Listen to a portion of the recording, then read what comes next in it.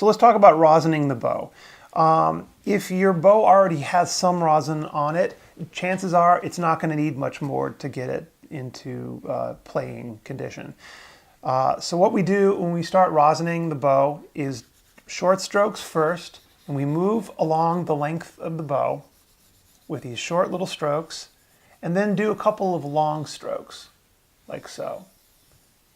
And then try it. Play the bow. See how it feels. Less is more as far as rosin goes, as far as I'm concerned. You don't want to have too much rosin because it's gonna give your tone a sort of a scratchy, graty kind of quality, and that's not so pleasant.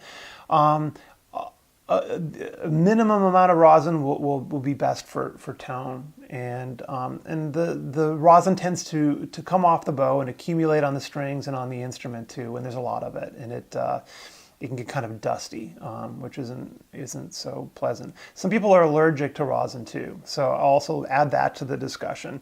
If you find that you're getting stuffed up or you're sneezing from rosin, seek out some hypoallergenic brands and see if that fixes the problem for you.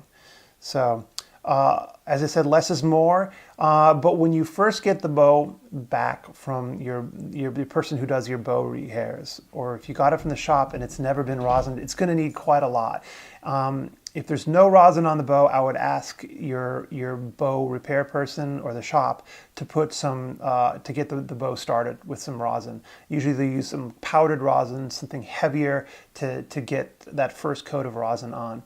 If they haven't done that, if you've got it home and it's too late to ask for that, then you're really going to need to